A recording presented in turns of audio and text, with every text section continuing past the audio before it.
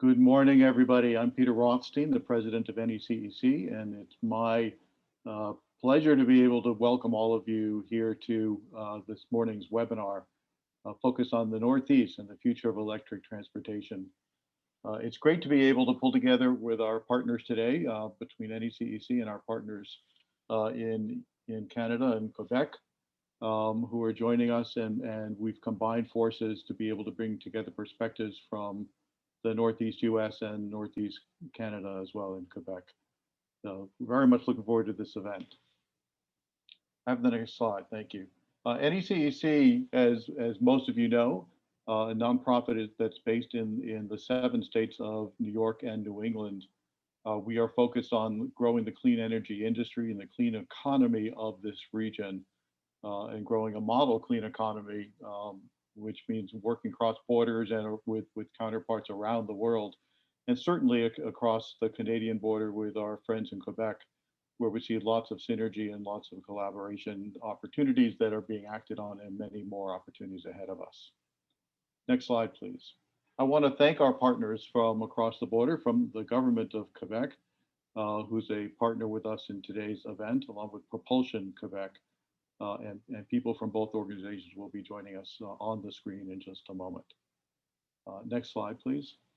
I want to thank NECEC sponsors, who Foley Hoag and many others who you see on the slide here, who are part of sponsoring all of our events throughout the year, both our Emerging Trends series, as this event is, but many events that are part of convening members and other partners in growing the clean economy of the Northeast. Next slide, please.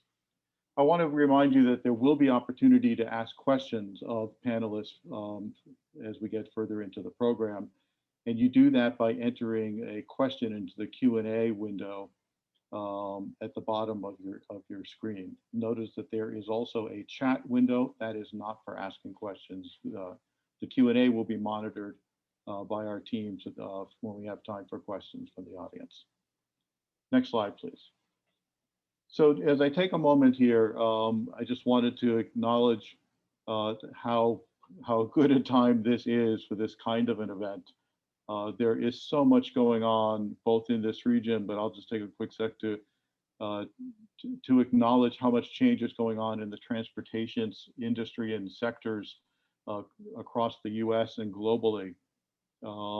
You see this with states, starting from California and with many other states in the Northeast and around the country who are following. You see it with the automotive industry, the vehicle charging industry, the hydrogen and fuel cell sectors, and you see jurisdictions such as Quebec also playing active roles. In fact, we see many areas around the North America who are now starting to aim for 100% of new light-duty vehicles being electric vehicles by 2035, which in the scheme of transitioning to the clean economy, that's not very far away. So it's an exciting time to be talking about the opportunities here in the Northeast. And to join me with a word of introduction and to kick us off in today's session, I'd like to introduce Marie-Claude Francoeur, the Quebec delegate to New England, to join us. And Marie, the floor is yours.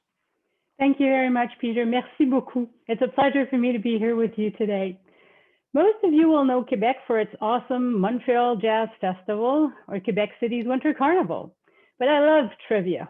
So did you know that Quebec is the largest province in Canada? It is 2.5 times the size of Texas and roughly the same size of Alaska, the largest US state. We have critical and strategic minerals, just to name a few: graphite, lithium, and rare earth elements. Freshwater covers 10% of the territory with over 300 million bodies of water, which holds 3% of the Earth's freshwater reserves. The population of 8.5 million is similar in number to Massachusetts and New York City. 1.3% are First Nations, which represent 108,000 people.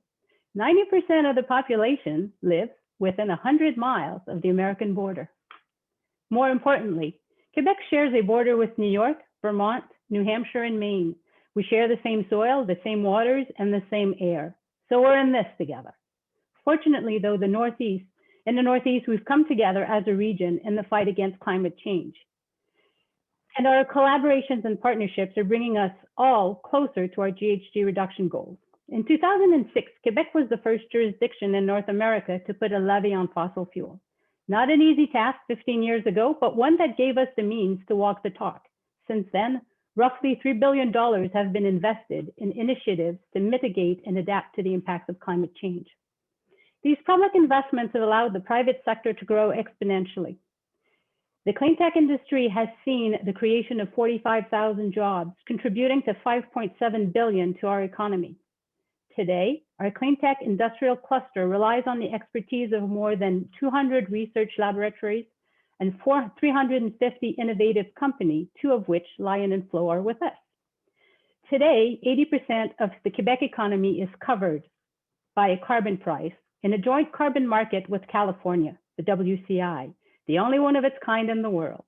We should note that the recently established TCI between Massachusetts, Connecticut, Rhode Island, and DC is compatible with the WCI were they ever to join forces. But we still have work to do. 40% of our emissions come from transportation.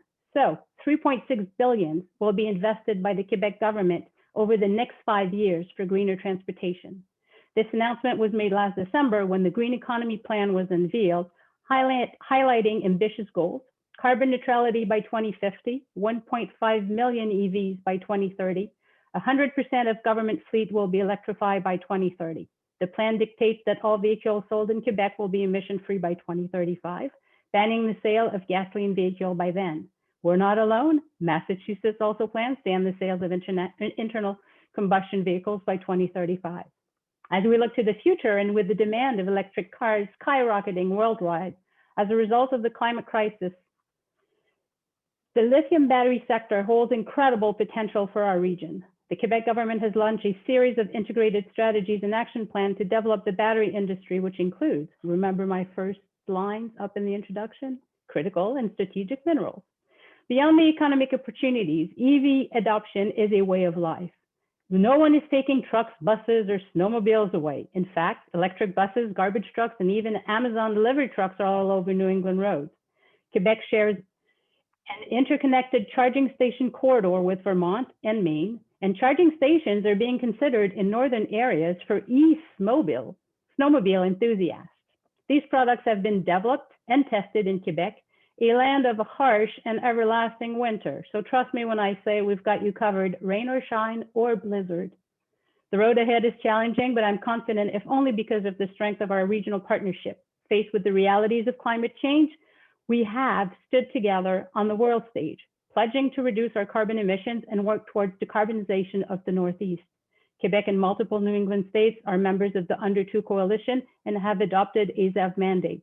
Together, we're building a greener future because we know too well that climate change knows no borders. Thank you. Thank you, Marie-Claude, and thank you for the collaboration, not only of the Quebec government in this event, but even more so, all of the litany of efforts and opportunities that Quebec and North America are taking advantage of as we transition to a clean transportation infrastructure. Very important days. And that's why we've set up the agenda that we have today. And just a quick word here, we have 2 major segments that are going to follow this introduction. The first one with an overview of regional electric vehicle initiatives, and that'll be followed by an industry panel discussion. And with that, if we can go to the next slide, I'm going to turn this over to Jeremy McDermott, who's NECEC's Vice President of Policy and Government Affairs, to take over for this regional EV initiatives segment of the day. Jeremy. Thank you, Peter, and thank you, Marie-Claude. It's great to be here, and I'm delighted to be on a panel with some true superstars here today. I'm joined by Kelly Caiazzo from Foley Hoag, where she specializes in litigation and administrative law and has extensive experience around administrative agencies. And as Peter mentioned at the beginning, Foley Hoag has been a longtime NECEC sponsor and steadfast partner. The other key voice on this panel is Sarah Hood, who is the CEO, ou bien la présidente et directrice générale of Propulsion Québec.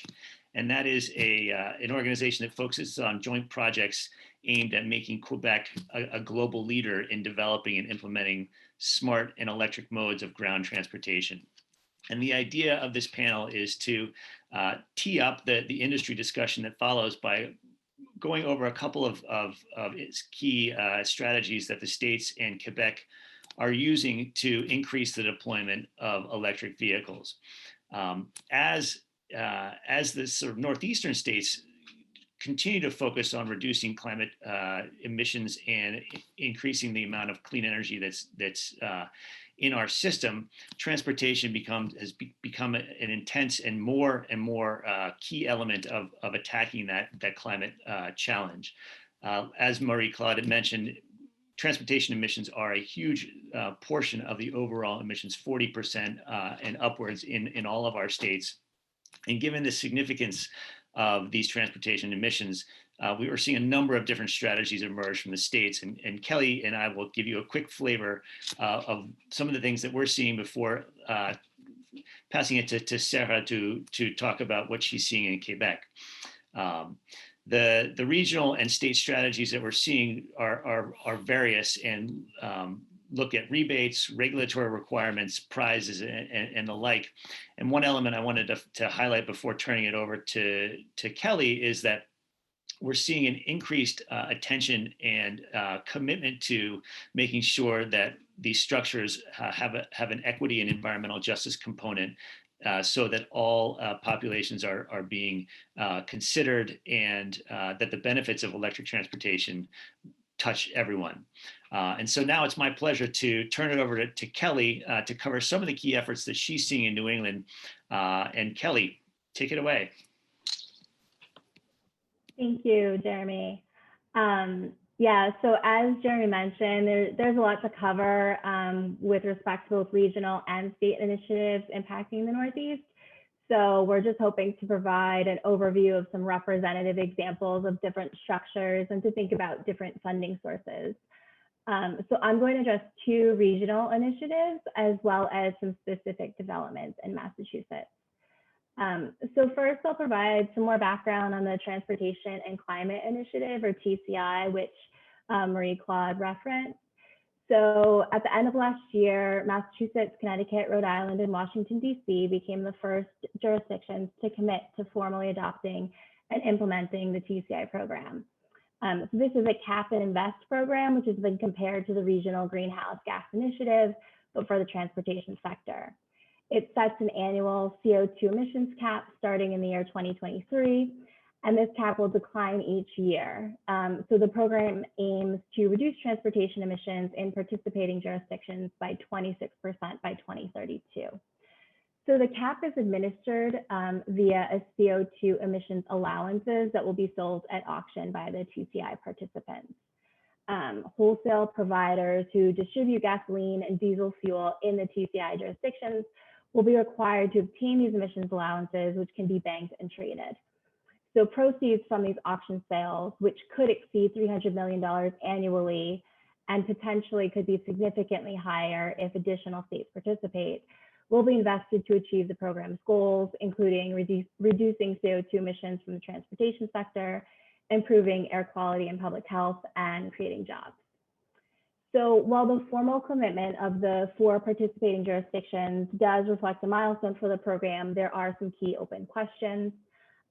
First, several states that have been participating in the program's development, so Massachusetts, New York, New Jersey, North Carolina, Pennsylvania, Vermont, and Virginia, have all signed on to a next steps letter saying that they're committed to collaborate with the program, but they have not formally agreed to adopt the program. Also, critics have raised concerns regarding the emissions allowances impact on retail gas prices. And there are also concerns that even though the program does require that 35% of the auction proceeds be invested in overburdened and underserved communities, that this may not be enough. So we'll see how some of these open questions play out as the TCI participants release a model rule for adoption in the coming months. And we'll also see if how additional states contemplate formally adopting the program. In addition to TCI, I also wanted to briefly touch on another long-standing regional program, the multi-state ZEV program. So this is facilitated by the organization, the Northeast States for Coordinated air use management. And this multi-state ZEV program task force has released 2 action plans that have been kind of served as guidelines for policy development in the region. One came out in 2014 and one in 2018. And they set out a number of sort of key actions and also goals. So the participants in this program include California, Connecticut, Maine, Maryland, Massachusetts, New Jersey, New York, Oregon, Rhode Island, and Vermont. The key goal established by this group is to have 3.3 million ZEVs on the road in participating states by 2025. Additionally, last year, there was also another goal set to have 100% of all new medium and heavy duty vehicle sales be ZEVs by 2050. So targeting that even tougher segment. So while non-binding, these commitments are important for guiding state policy development and also coordinating action among the various jurisdictions. And so finally, turning to Massachusetts, we just wanted to quickly touch on some of the EV incentive programs available in the Commonwealth. This includes programs that have been approved by the Massachusetts Department of Public Utilities. And these are, the key programs are make-ready EV charging programs proposed by the state's 2 largest electric utilities, Eversource and National Grid. So the details of the programs do vary, but at a basic level, they approve the use of ratepayer funds to support EV charging station infrastructure, including in some cases, customer rebates for EV charging equipment. Eversource's program, which was originally approved for $45 million, just received regulatory approval for a supplemental budget of $10 million. And the company reports that it has deployed 300 charging stations and that it expects to deploy 100 more this year. National Grid's program has been approved for over $20 million and it activated 108 stations in its first year. And the DPU and the utilities are also engaged in efforts to develop rates that would facilitate EV use and deployment. In addition to these utility-focused programs, Massachusetts also has several programs that it's funding through the Volkswagen diesel settlement. So there's a number of these programs, but just a few examples. There are some mass EV IP programs that are rolling grant programs that fund DCFC charging stations. They fund fleets for public entities, and then also other charging for workplaces and fleets, among other things. And finally, beyond these ratepayer funded and the Volkswagen settlement funded programs, there are also just general state programs that offer important incentives. One example is the More EV program, which provides direct rebates to EV drivers. So this program was actually initiated in 2014. It currently offers rebates of up to $2,500 for battery EVs and up to $1,500 for plug-in hybrid EVs. And since its inception, it's provided over 18,000 rebates amounting to over $37 million. So hopefully you get a sense from those, the quick hits on those topics of the different places that Massachusetts and the region are drawing funds from, so including TCI proceeds, Volkswagen settlement funds, general tax funds, ratepayer funds, and you get a sense of the kind of variety of structures that are being deployed. And with that, I will send it back to Jeremy. Terrific, thank you, Kelly. And that's one example of many states that have a variety of programs. And before I turn it over to Sarah, I wanted to just mention that the state of New York has an innovative program where they're taking $85 million of ratepayer funds and creating 3 challenges or transportation prizes. The first is focused on driving clean electrification to environmental justice communities. The second is focused on individual electric mobility options for disadvantaged communities. And the last is focused on increasing the deployment of clean, medium, and heavy duty vehicles. These are called innovation prizes, and we can follow up with that to attendees after the presentation. But now it's my pleasure to turn it over to Sarah Hood to talk about what she's seeing in Quebec and give us some background on Propulsion Quebec and how they're seeing the market. Sarah. Thank you, Jeremy. So I will explain a little bit what kind of initiatives we have undertaken here in Quebec and what we are also looking forward to in the next few years. So one of those initiatives was to create us at Propulsion Quebec. So we've been created at the initiative of the government of Quebec, but we are really publicly funded, but also privately funded by the industry.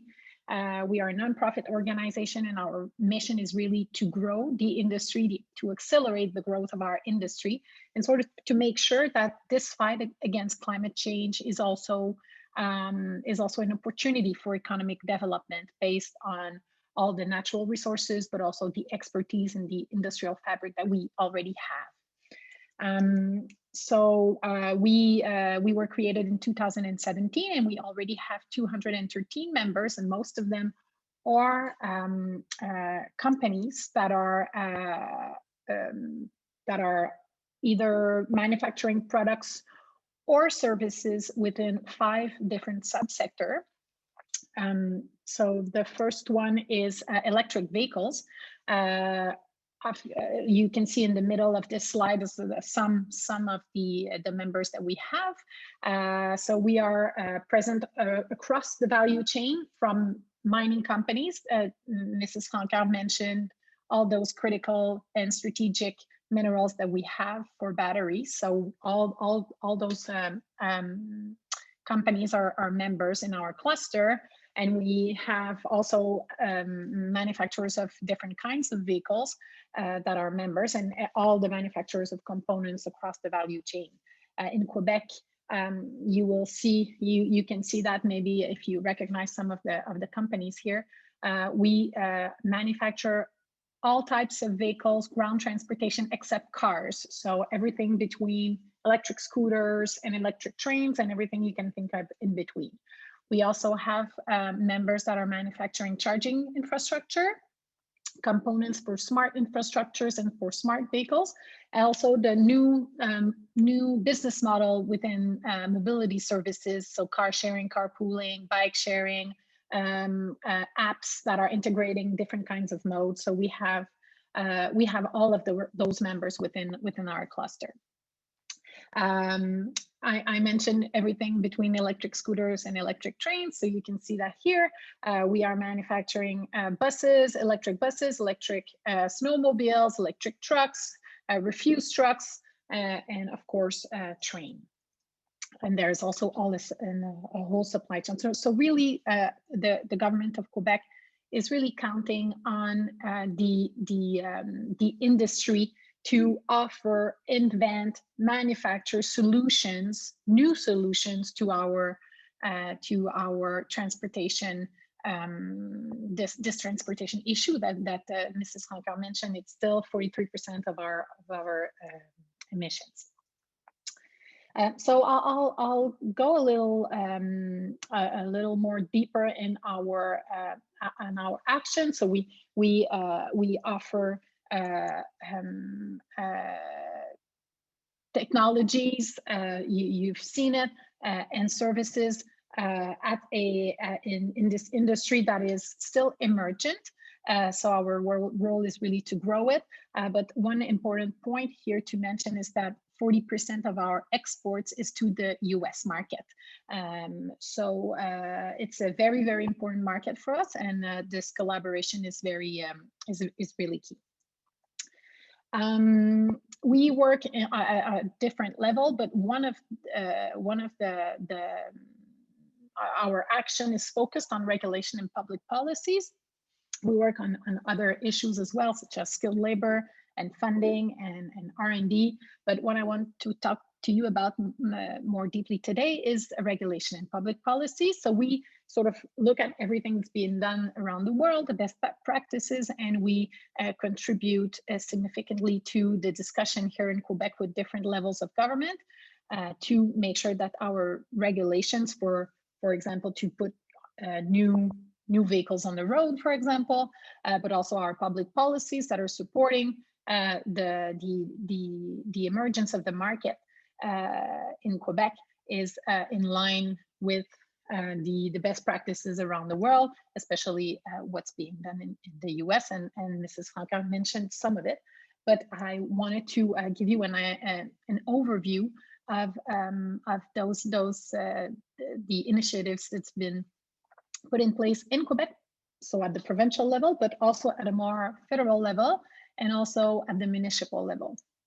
So this was everything that you see on the slide here was announced last year in 2020. So it was a big year for us. Mrs. Franca mentioned the plan for green economy, which is was really a game changer for our industry in terms of raising the bar for the objectives for all types of vehicles in terms of transitioning to EVs. So in terms of cars, there will be a salesman on internal combustion engine vehicles in 2035 on the sales of new cars, but there are also new objectives for school buses, urban buses, and taxis by 2030. So this is really, really important, as well as for trucks and pickup trucks.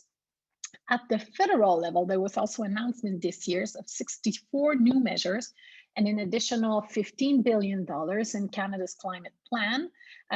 In the next 2 and 3 years, more specific investment to expand the ZEV programs and to invest in charging stations. So again, this is a very important announcement. And also at the municipal level in Montreal, they announced last year that downtown would be exclusively available for EVs by 2030. Very important for urban delivery, for example. So this will be, again, a game changer for our industry. And there will be similar strategy for charging stations, fast charging stations more specifically, and also they have implemented objectives or for their own municipal fleet, wanting to reach 47% of their fleets being EVs by 2030. So these are all sort of an overview of what was announced in 2020, and this is what we still have in our horizon for the next years. If you can switch to the next slide, I'll go very quickly to the recommendations that we are still proposing. So to the different levels of government is to change public procurement practices and rules to make sure that electric vehicles are not disadvantaged compared to ICEs vehicles when we're talking about public bids, considering, for example, the total cost of ownership instead of considering only on the initial costs. We're also advocating to increase incentives for medium and heavy electric truck purchase and to speed up AI and connectivity integration to the field of transportation. We think that the modal transfer from solo driving to public transport will be much easier if we have an integrated if we have integrated apps for mobility that could combine public transport, taxis, bike sharing, car sharing, the whole cocktail of options that could be available on one app and also on month by month basis. Sorry. If you can go to the other slide. We also recommend that to strengthen our position in the lithium-ion battery industry, and I will talk about it in a second, and to also plan the collection and the management of those batteries when they come to the end of their life. We also started a pilot project on the traceability system for the critical and strategic minerals required for the manufacture of batteries. And we'll talk about it more deeply in a second, and to improve the ZEV standards. So I will conclude with our battery strategy. You can go, yes, Tisna, thank you. So we think that Quebec has a play in an integrated Northeastern America battery value chain because, of course, we have a low carbon footprint energy that is renewable and stable, and also have very low energy costs. But we also have very high standards in terms of refining processes. We have developed in the past years cutting edge R&D ecosystem specialized in batteries with multiple key patents. And we also have among the lowest cost of life in North America. So for really to really have a play in this sector is really possible for Quebec to attract also strategic partners to come and work with us in building capacity for batteries in Quebec is definitely something that would bring a stable, secure, and a sustainable source of batteries for North America. My last slide, if you can, thank you. So what we suggest is to valorize the mineral resources on the upstream to make sure that we feed the market with precursors and battery materials, and to support technological innovation in order to develop even cleaner processes, and then to play on the downstream by, as I mentioned, to provide added value battery components to supply the EV value chains. And finally, and this is very, very important, is to work on the end of life battery management with the larger region. We have some companies already that have developed very, very promising technologies here in Quebec to recycle 95% of the batteries and to extract a battery grade material at the very end of it that can be reintroduced within the cycle. But for that, we need to work together to have management mechanisms that will allow a sufficient number of batteries to really justify a business model. So we have to work together on a new regulation for that. So basically, this is what's been done in Quebec, and also what we see in the future in terms of regional initiatives. Thank you very much, Sarah, and thank you, Kelly. It sounds like there's a plenty of opportunity for continued collaboration, and it sets us up well to turn to our next panel, which is a variety of industry experts and trailblazers, as it were, who can talk about what it takes to get things done and how to build businesses around these electric opportunities. Sarah, I think you're going to stay on. Kelly and I will stand down and pass it over to Alistair to move this program forward. Thank you so much. Thank you very much, Jeremy. Not sure if people can see me, but my name is Alistair Pym, VP of Innovation and Partnerships at NECEC. Very pleased to be here with you today. And again, I would like to thank our partners, the Quebec government and Propulsion Quebec, for helping us organize this event. As Jeremy said, it's time to hear from our industry leaders. You know, we picked a selection of leaders who are based here in the region, or who have, their headquarters here, or who have substantial presence here, and they're all doing really interesting innovations in the industry, in this emerging industry.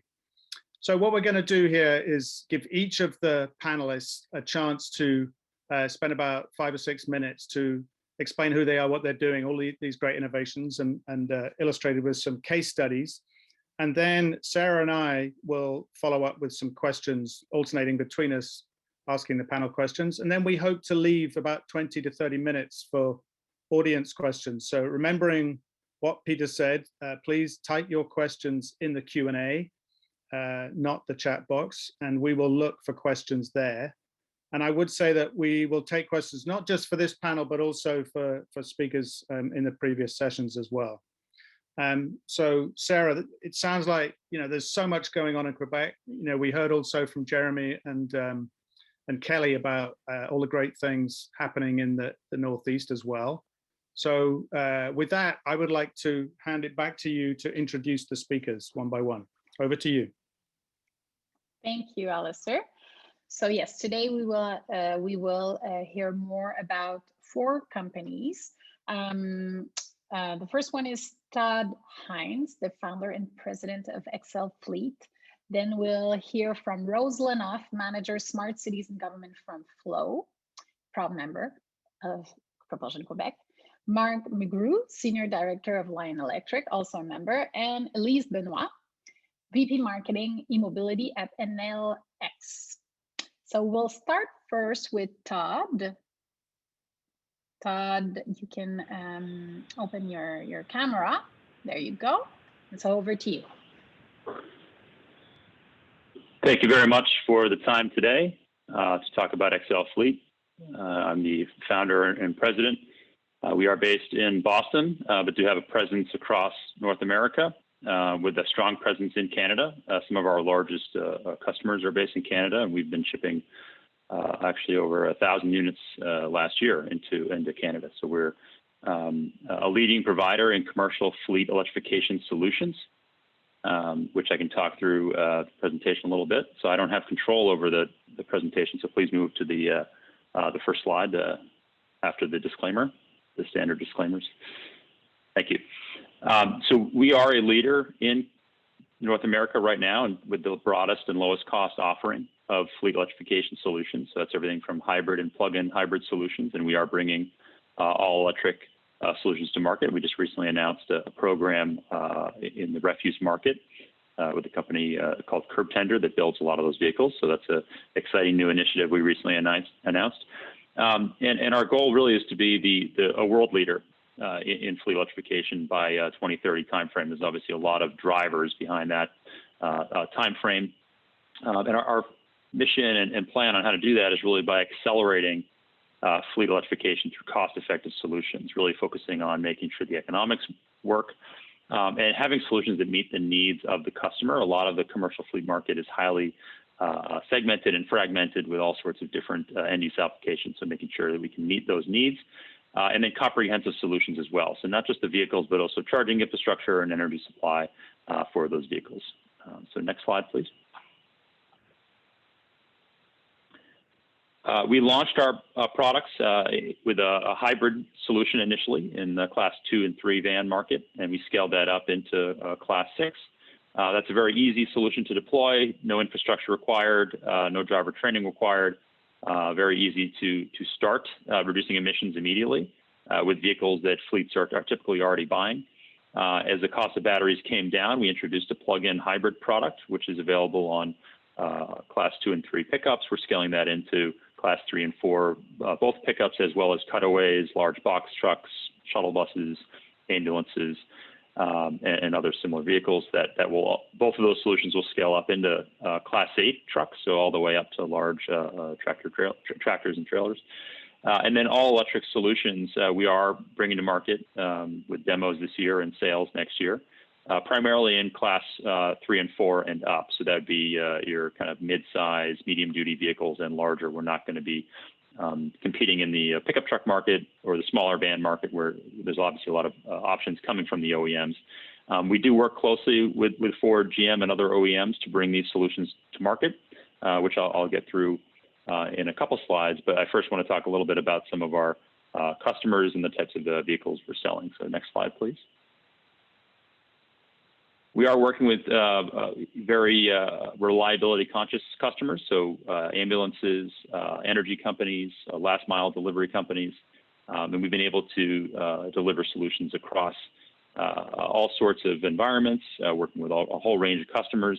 And we have north of 140 million miles on the road now with our customers. So very proven technology, reliable technology. and also solutions that meet a wide range of end-use applications. Next slide. And one of the ways that we do that is we really leverage the existing production capacity of the existing commercial vehicle industry. Most people aren't aware that many commercial vehicles are built in 2 stages. So you have a base vehicle that's built by Ford or GM, in this case a box truck, and they build a strip chassis, in this case a cab chassis, I should say, and it goes to an upfitter where the body or a box in this case gets added to the vehicle. And most production is done in this way, and that's how our system then arrives at that vehicle production facility, gets installed and shipped to the end customer as it would on any new vehicle. And so anywhere in the country, it's very seamless production. It's how customers are already buying the vehicles. It's how many of them are already built. And so this is a very low-risk way for major fleets to incorporate electrification. Again, we did start with hybrids, now plug-ins, and soon all-electric solutions with this type of production. Next slide highlights the network a little bit more. So we do have a very broad production capacity spread out across North America. The partners we're working with already produce over 100,000 units per year. So we can really leverage the existing production capacity of these partners to scale electrification solutions for a very wide range of customer needs. And one of the technologies that we've developed over the years is essentially remote production management system. So it highly ensures quality as the step-by-step process is followed by the installer. We have a remote commissioning system, so as the vehicles are produced, we can release the vehicles, do quality checks remotely, and that enables us to track how those vehicles are performing in the field as well. So that wireless link stays with the vehicle, and we give customers all sorts of different levels of insight into how the vehicles are performing. And then to wrap up on the next slide, I mentioned the high-level target of a comprehensive solution for the customer. We're really trying to make fleet electrification as easy as possible for the end customers. And we really started with data analytics, so understanding how these vehicles are operating in the field. That's really the #1 driver when you look at the practical viability of solutions, as well as the economic and sustainable nature of various solutions. We spent most of our effort and time over the last 10 years focused on the product, so making sure that there's a wide range of hybrid, plug-in, and now EV products available to customers. And then the last portion here, the XL Grid business unit we announced in December, and that provides comprehensive charging, power management, on-site solar storage, everything you need to handle the integration of dozens or even hundreds of vehicles at the same facility. So very easy to deploy for customers, as well as a fully financed offering. So this can be provided to the end customer essentially as a service, so they don't have to handle the upfront CapEx expense. That's the high level on XL, and really look forward to the Q&A session. Again, thank you very much for your time today. Thank you, Todd. Now we'll move to Rose Lenoff from Flow. Thank you very much. Appreciate it. My name is Rose Lenoff, and I spearhead the deployment of Flow's charging solutions in government and smart city locations throughout the United States. I'm really excited to be here as a part of this webinar, speaking on behalf of industry experts in the field of EV charging deployment and manufacturing.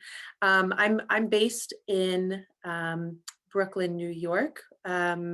Just as a reference, we are growing our American team, and I'm a part of that as Flow continues to expand throughout the United States landscape. You can go into the next slide, please. Flow is a vertically integrated manufacturer of smart charging solutions and network services. We were founded in 2009 in Quebec, and we are known across the industry for designing and manufacturing high quality, robust, utility grade charging stations that are truly built to last. Our focus as a company is to consistently provide customers with the highest level of uptime possible, meaning if you own a Flow charging station or if you drive to a Flow charging station, you know it's always going to work. Our level 2 charging stations have about a 99.9% uptime rating, and our DC fast chargers have about a 99.6% uptime rating. Ultimately, we have an operator heart, and everything that we design is really made for the long term. You can go on to the next slide, please. As I mentioned, we were founded in 2009 by our parent company, AddEnergy, who you might see that logo in different places. It was on Sarah's slide deck earlier under charging infrastructure. AddEnergy began its journey really before there was even a market or the discussions that we're having to this extent today regarding EV charging and infrastructure. And AddEnergy began by manufacturing EV charging stations that were designed specifically for curbside settings. After a few years of the R&D phase, AddEnergy was able to establish a partnership with the City of Montreal. And that is when the Flow charging network was founded. So AddEnergy manufactures its own utility grade charging stations, while Flow, the subsidiary, provides the network software solutions. So that's how we are a vertically integrated company and able to provide the level of uptime and service that I mentioned that we're known for. We provide charging solutions for the entire charging network and for drivers wherever they might be, whether that's at home, at work, on the go, by constantly ensuring a fluid and seamless experience for our drivers. In Quebec, where we started in the city of Montreal, we have now deployed over 1,000 charging stations over the past 10 years, which is the largest city curbside deployment of stations across North America. You can go to slide 4, please. Thank you. Being a vertically integrated company, we are really able to take care of our customers' needs from end to end and provide our customers with a more personalized experience through the entire process of installing charging stations.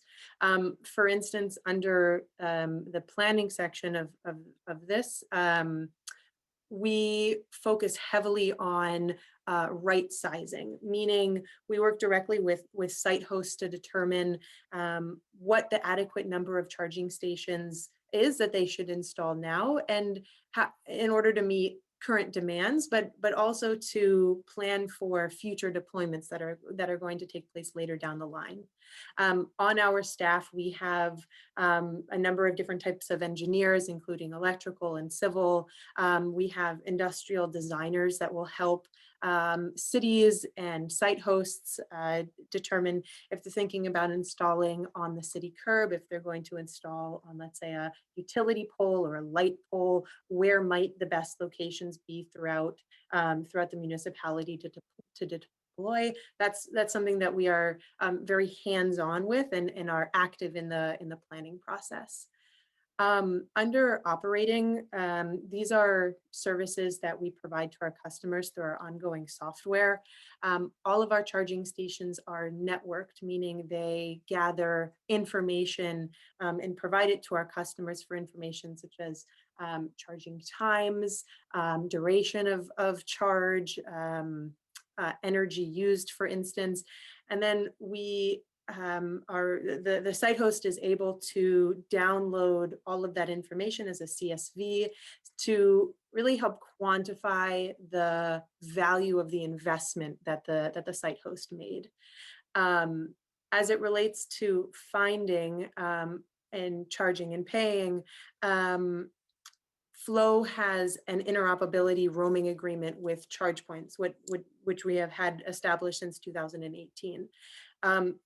We established this relationship in order to continue helping provide our end users, as well as the general EV market, with an easier charging experience. So if you have a Flow app, you can drive to a ChargePoint station and utilize the the charge point station and initiate a charge, and vice versa. So it's these types of opportunities that we are very passionate about to really make the charging experience as easy as possible for our end users, to really continue pushing the overall adoption of EV charging and purchasing electric vehicles. Could you go to the next slide, please? Flow provides charging solutions for all market segments. All of our charging stations have an aluminum enclosure. They're either NEMA 3X rated or NEMA 4X rated. And all of our charging stations are incredibly robust and durable. They have been designed and manufactured in Quebec, meaning as it pertains to weatherproofing and being able to handle a cold winter, that's something that we are very much on top of and very familiar with. The winters in Canada and in Quebec are not so far different than the winters in throughout the Northeast. And so we have deployed charging stations across Canada. We have over 80% of the market share in Canada. So we're very familiar with what it means to provide and design utility grade charging stations that are durable and that are going to last. You can go to the next slide, please. This list on the screen is certainly not exhaustive, but I like it because it breaks down some of the partners that we have in different market segments. As a company, 80% of our revenue stems from working directly with cities and utilities. We manufacture products that mimic the utility life, meaning that they're constantly providing and offering a constant energy solution to our drivers, which is part of the reason why we have such well-established relationships with utilities throughout Canada, and a growing number of utilities that we're working with in the United States. Green Mountain Power, for instance, Francis Energy, Con Edison, just to name a few. You can also see some of the cities that we've partnered with, including LA, New York, Montreal. These are large cities that could choose any vendor to provide solutions, and we have well-established relationships because our products are durable and really we started manufacturing the most difficult type of charging station first, which was curbside stations. And these cities need durable, vandalism-proof stations, and that's something that we are very, very familiar with and know how to provide well. You can go to the next slide. Quickly, these are just some photos of some of our charging stations. Don't need to spend too much time on this slide. I like this because it shows some of the ways that we can configure our stations. Of course, this is not an exhaustive list. Our stations can be wall mounted, they can be installed with a cable management system, not with a cable management system, installed side to side, like you see with the Core Plus or back to back. Our Core Plus Max was recently announced last week, which we're very excited about. This is an 80 amp, 19.2 kilowatt level 2 station. So we're deploying this station in for medium and heavy duty vehicles, and have a few different pilot programs in operation right now with heavy duty vehicles to see how it stacks up to a DC charging station as an alternative. You can go to the next slide, please. And I'll wrap it up real quick, but I want to quickly talk about some of the software services and the support services that we provide as a company. As I mentioned, Flow provides a network operations center that directly communicates with the customers throughout our network. The center has various departments integrated within it. One of the departments includes our 24/7 call center, which has bilingual support for folks to call if they have issues using a charging station or understanding how it works. Another team that we have on staff provides proactive monitoring services, and another team provides in the field network services to if there's a problem where somebody needs to be sent out to be boots on the ground to service a station. We have a fully staffed operations team that is working for our customer base. This list on the slide in front of you is some of the solutions that this team provides in order to really make sure that we are leading the industry as it relates to support of our drivers. It's the combination of our manufacturing and operations and driver support that really enables flow at energy to provide our customers with the current turnkey solution and best customer experience that we're known throughout Canada and are expanding continuously throughout the United States. So thank you very much. Hopefully I didn't go over my time too much. Thank you, Rose. We will jump to Lion Electric with Mark McGrew. Mark, over to you. Thank you, Sarah. Hello, everyone. I guess it's still officially good morning, almost good afternoon. You can go to the next slide. So I'm going to spend the next few minutes providing an overview on Lion Electric. I hope most of you have heard of us. We are a leading zero-emission manufacturer, proudly based out of Saint Jerome, which is about 40 miles outside of Montreal. And today, that is where our manufacturing takes place for both our school buses as well as our truck line. We are a purpose-built OEM, so we are not doing any retrofits or upfits of previous product. We are starting at ground up with both our school buses and our trucks. And at this point, in the last 4 years, we went into production our school buses in 2016. To date, we are actually closer to around 350 of our all-electric school buses delivered into North America, so a mix of the Canadian market as well as the US market. And that's equated to over 6 million zero-emission miles.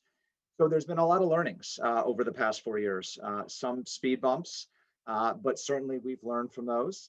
And that's really what led to our truck division.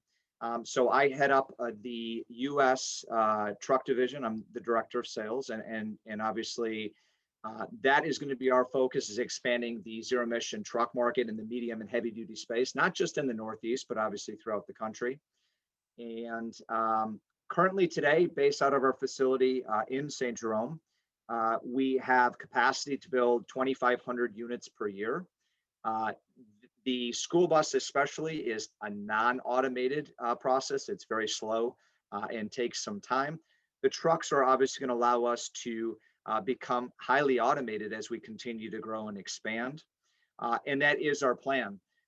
We should be announcing within the next 60 days a site for our US manufacturing facility. We'll continue to build in Saint Jerome, but we also want to expand into the US. This will be highly automated. It will have capacity of over 12,000 vehicles per year. So we're very excited about that as well. Just to show how rapidly this industry is going, I've been with Lion since just after we started our truck division in March of 2019. And when I started, there were a little less than 150 people. Today, that number actually I found out yesterday is now over 500 employees at Lion. So we've grown threefold.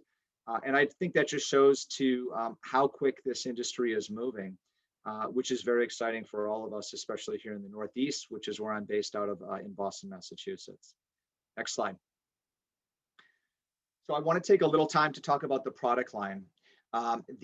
Everything foundationally is going to be around these two trucks today.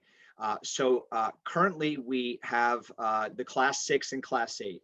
For clarity, we will be playing in the medium duty space from Class 5, Class 6, Class 7, and Class 8. The Class 5 and Class 7 are slotted to come online in production in late 2021, likely early 2022. The Class 6 is the first unit that's gone into production. That was in conjunction with the partnership with Amazon. Some of you may have seen that great announcement that Lion had.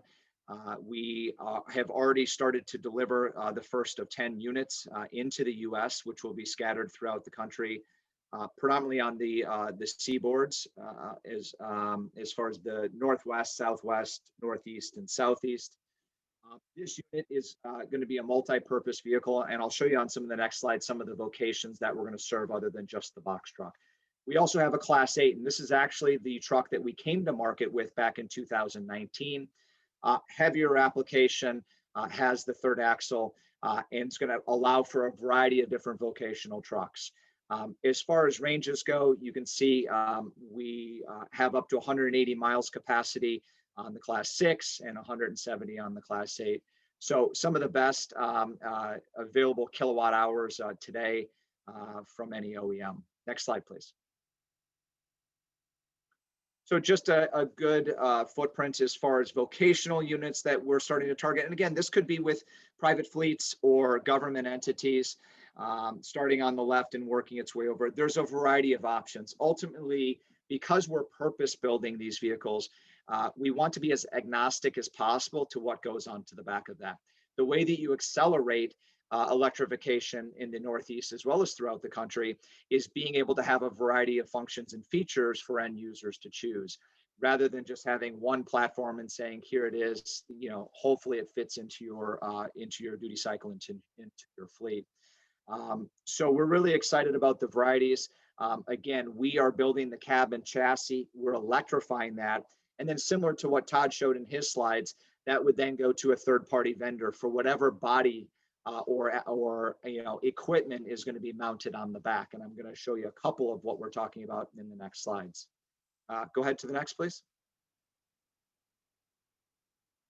So one of the applications that's received the most amount of traction since we started our truck division in 2019 has been this electric refuse truck. And I think Sarah might have mentioned that when she spoke. The electric refuse truck, it just makes sense. Typically, refuse applications, whether it's a government or a private refuse fleet, is going to be relatively short on miles, high start-stop, which is great because of the regenerative braking. And they also have very poor fuel efficiencies. Most electric garbage trucks range from 2 to 3 miles per gallon. So not only are they taking a lot of diesel, but they're polluting a lot of emissions into our environment. So this really is an application that we are bullish on. One unique factor about our refuse truck is we've actually partnered with a company based out of Quebec City. And the solution that we have on this automated truck is an all-electric body as well. Traditionally, the market is going to be a hydraulic body. So we have a pure electric solution on this automated truck, which is very exciting. Certainly a significant reduction, not only in emissions, but also in operational cost. Next slide.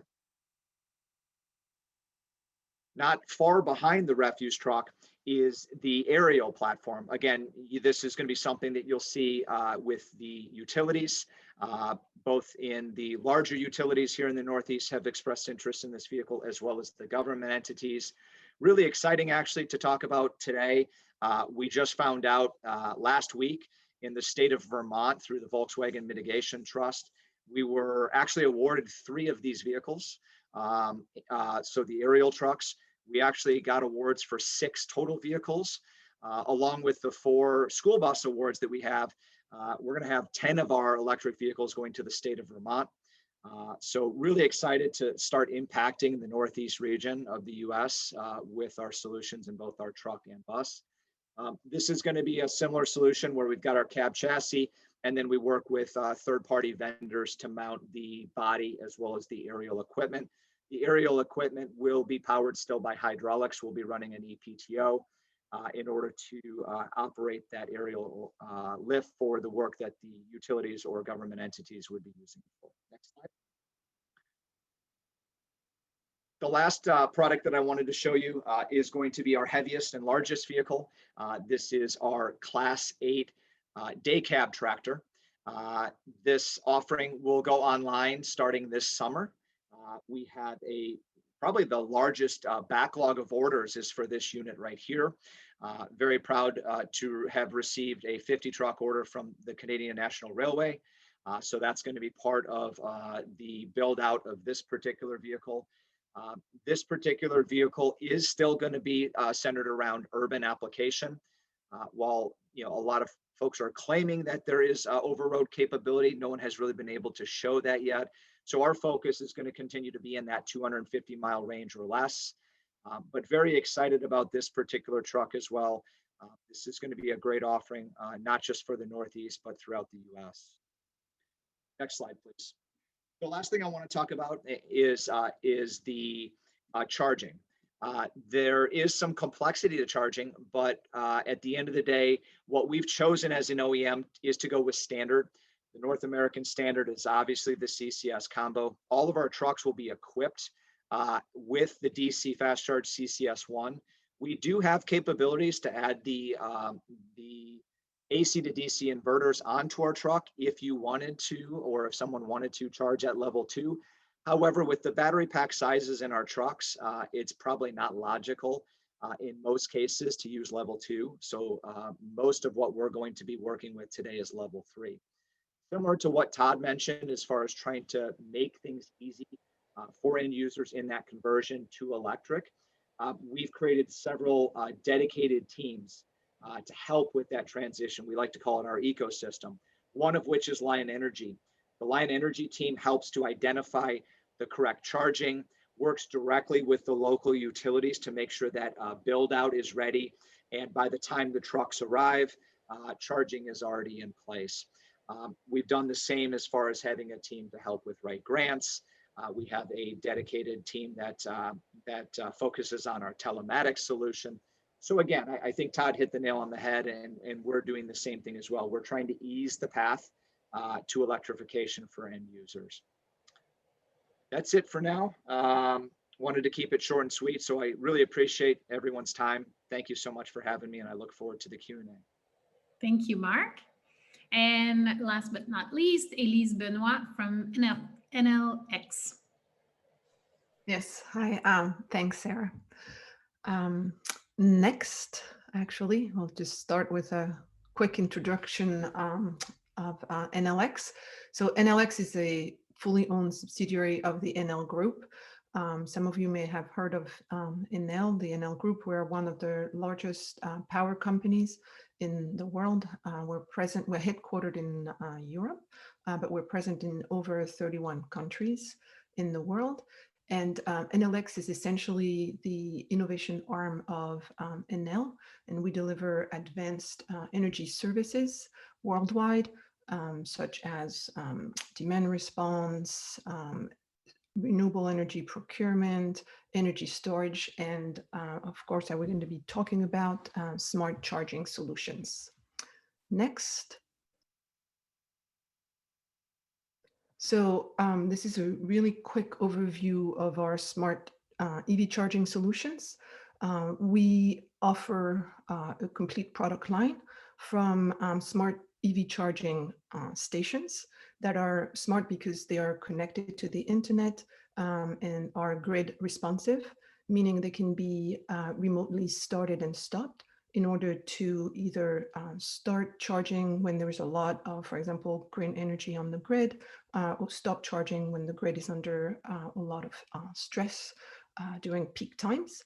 On top of the and we have charging stations that are, both residential and commercial and public charging stations. So everything from L2 AC charging stations to DC fast chargers. On top of the charging station, we also offer software platforms that allow charging station owners to manage the charging stations, to, for example, set pricing or provide specific access to specific users. And then more importantly, I think in order to support the integration of EVs into the grid and to make sure that the transition to fully electric transportation happens as smoothly and as rapidly as possible, we provide additional energy services through our IoT platform called JuiceNet, where we can aggregate EV load and dispatch EV load to make sure that all the additional consumption from EVs is integrated and dealt with efficiently by the different utilities and the different businesses with whom we work. Next. So one of the reasons why smart charging is so interesting and so important is because EV load, so the consumption from EVs, is actually a very flexible load. About 85% in North America, 85% of EV charging actually happens in residential settings, so it happens at home. But on average, the average EV driver, and I'm talking about, you know, light passenger vehicle driving, needs about an hour and a half to 2 hours to recharge the batteries every day. Very few people have to go from 0 to 100% every day because the average commute is less than 30 miles round trip. But most people are parked at home for at least 8 hours. So having the ability to manage when an EV charging is going, an EV is going to be charging gives us the ability to deliver a lot of flexibility to the grid and to support the integration of EVs into the grid without creating any inconvenience for EV drivers. For example, in California, we have demand response programs with a 96% participation rate from our EV drivers. So it's a really interesting types of programs and services that we can deliver to the grid. Next. One of the, the advantages of having smart charging platforms like JuiceNet, is that it allows the integration of more renewable energy into the grid. Essentially, the more EVs are on the road, which is happening really quickly now, the more they can be used as storage on wheel, essentially, and absorb renewable energy when it is available on the grid. So solar in the afternoon, when, for example, people are parked at work, or wind in the evening, or sometimes in the middle of the night when electricity is clean and fairly cheap. And then, so it supports the decarbonization of the energy infrastructure. And then conversely, the more solar and wind and the more renewable energy is on the grid, the cleaner the cars and the trucks and the buses that we drive become. So this is why we think about smart EV charging as a solution that supports both the decarbonization of the grid and of the transportation system, which is obviously one of the main goals that we're all trying to reach here today. Next. Another advantage of smart charging solutions, like the ones that we offer to our customers, is that it minimizes the need for a lot of expensive additional grid infrastructure and additional generation to provide consumption to EVs. So it offers a lot of additional revenue and opportunities and new revenue streams to utilities and to businesses without increasing the need for heavy duty investment. So we can see, for example, this is a slide from, I think, PG&E and SCE, where you can see the cost of supporting EV and EV charging going up slightly, but a lot slower than the revenues that are being generated by EV charging. Next. Another benefit of smart charging stations and smart charging solutions is the fact that it delivers value. I spoke about utilities and grid operators, but it delivers value throughout the EV value chain or the EV ecosystem. So EV drivers essentially have access, thanks to smart charging solutions, to apps or dashboards that allow them to charge when the electricity is the cleanest or the cheapest on the grid, which means it reduces the total cost of ownership of driving electric fleets or electric cars in general for EV drivers. It delivers the same benefits, both the sustainability benefits and the cost savings to businesses who can manage demand charges, for example. They can manage their sustainability goals to make sure, again, they charge when the electricity is the cheapest. It allows them to be integrated with, for example, solar systems or storage systems. And then obviously, I've already spoken about the fact that smart charging solutions deliver similar benefits to automakers and also utilities. And Enel X works with a variety of automakers across the world and with a lot of utilities, specifically in North America. Next. And this is, for example, some of the utilities with whom we work in North America. In the Northeast, there are a few utilities that might be of interest to this panel. We work with Eversource, for example, National Grid.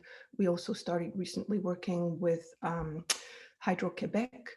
And a lot of these utilities are essentially offering a variety of rebates or sources of funding to support the acquisition of smart charging stations for people and businesses in their territories. And we work with many of them in North America, and I'll give a few examples later. Next. One of the other things that we are seeing is something, a trend that's very important as far as it relates to overall integration of EVs into the energy systems, and is the integration with other services and other renewable energy resources that are already available. So this is, for example, an example of how Enel X this summer leveraged its demand response programs, some of its energy storage assets, plus all our smart EV charging stations to support the reliability of the grid in California when there were heat waves straining and stressing out the grid this summer. We were able to deliver 150 megawatts of capacity to the grid in order to avoid major blackouts and to limit brownouts that were happening while the grid was under a tremendous amount of stress. And this is the kind of smart charging and smart solutions in general that I think we're going to see more and more over the next few years, and the kinds of solutions that are going to accelerate the adoption of electric fleets, whether they're passenger fleets or commercial fleets. Next. And Elisa, we would like to leave a little bit of time for questions. So if you could zip through the last few slides, that would be great. Yep. Thank you. I'm just going as fast as I can. And so I'll just go over a couple use cases. One for the University of Massachusetts in Boston, that shows just another application of smart charging and the integration with other renewable energy resources, where the university installed both smart chargers on top of a solar system and a storage system. And just like, it allows the university to generate renewable energy and to reduce their overall cost. Next. And then, this is another example in the Northeast of some of our EV charging stations, smart EV charging stations being installed in the parking lot of the Gillette Stadium to provide clean charging to people who go, or used to go before COVID, to watch football games for the Patriots at the Gillette Stadium. And we have, we've been also working with transportation agency and transportation system, as well as school systems to provide support and smart charging solutions for e-buses also in Massachusetts more recently. And that's it for my presentation. Thank you. That was great, Elise. Thank you. And thank you to all the panelists for some really explaining cutting edge innovation that's going on across the country. And and between the countries as well. I think we've got a bunch of questions already in the Q&A, so I think everyone's figured out how to do that. So let's turn to the questions, and I want to start by asking everyone this question, which is, we're really in the early stages of this massive transition from a relatively unregulated petroleum fuel market to a much more regulated electric space, especially when you think of rates, etc. And the gas-powered vehicle market benefited from this loosely regulated space. So what are the game-changing factors to get more zero-emission vehicles on the road? And where is the cross-border collaboration happening, and where should it be happening more and faster? So I want to turn back to Todd to answer that first, please. All right, well, thanks for the question. I think the biggest kind of driver in the long run is going to be the economics and having solutions where it's just a lower cost, better solution. And so I think that's the long-term driver, and companies that offer vehicles as a service is going to be a major new initiative. I mean, there's already companies doing that and trying to do that. So no upfront costs, very easy to deploy. That's going to be, I think, the long run. In the short term, the massive drivers are going to be where there are large incentives. I mean, if you look at what's driven fleet electrification in the last 10 years, it's primarily been driven by incentives. So I think you're going to see that continue. There's a lot more capital coming in at multiple angles. So that'll be the driver for at least the next few years. But ultimately, in the long run, you'll see the economics being the primary driver. Great. Anyone else on the panel want to take a stab at that one? To add what Todd said? Yeah, I agree with Todd. I think it's incentive driven. I think not just on incentives for the vehicles themselves, but I think one of the things that really would be great to see is, even at a state level, consideration for tax credits, considerations, on these heavier vehicles. There's the federal excise tax that is 12% on top of the cost of the vehicle. At a vehicle that's potentially 2 to 3 times the cost of a standard conventional diesel, that adds up, and that hurts adoption. But I agree with Todd. I think it's driven by economics. I think that as more OEMs and companies continue to come online and build, that's obviously going to increase volume, and with volume comes price breaks. The other thing that's going to be a key factor in all this is the batteries, and the batteries today make up the vast majority of the cost. So I think that as there continues to be battery advancement, we can start, as OEMs, bringing that price down, and we have to start consideration of where we go in 3 to 5 years if there isn't any subsidy available, and being on a parity level with the conventional diesel. That's really where we're going to see this market explode. Yeah. If I may, I think I agree. I think right now incentives and regulations, and for example, some of the bans on gas-powered cars are going to help support that. But I have to say what we're seeing, because we sell a lot, for example, to businesses and residential customers, I think the speed of the adoption is going to really accelerate because of all the benefits that are being delivered to users. So, like electric vehicles in general deliver a better experience, and then they tend to be over time a lot cheaper. So while incentives and regulations are key to supporting the adoption at first, I think the quality of all the technologies that is being developed right now is going to ultimately support the adoption. And then obviously on the other side, on the technology side, making sure that the integration of these vehicles happens as smoothly as possible for the grid.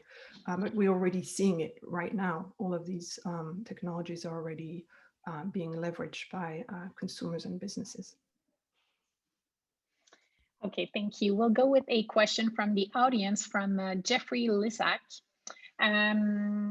It goes like this. So it's a question for all panelists. Understandably, much policy and money focus is on road, but are there opportunities that you see in off-road applications such as warehouse material handling, medical mobility, indoor personal carriers, and facilities such as airports, etc.?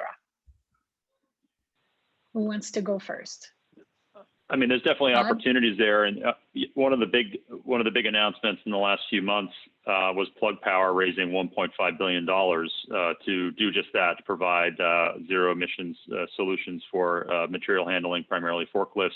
They have a fuel cell forklift, and it's interesting because there's additional benefits that people don't think about. You'd imagine, well, they should all be electric, and it turns out that charging batteries actually takes up physical space in the buildings, and refueling hydrogen is actually a much smaller footprint. So when you're dealing with facilities where cost of real estate's an issue, the economics are a little bit different. So there's a lot of other considerations that impact the economics and viabilities of different solutions. So it is very exciting to see those types of solutions coming to market. There's going to be, I mean, it's such a massive problem to solve in terms of the emissions from transportation, and so it's great to see multiple solutions like that coming to market. But definitely opportunities for off-road mining equipment has actually been very early to electrification, both hybrid and all electric.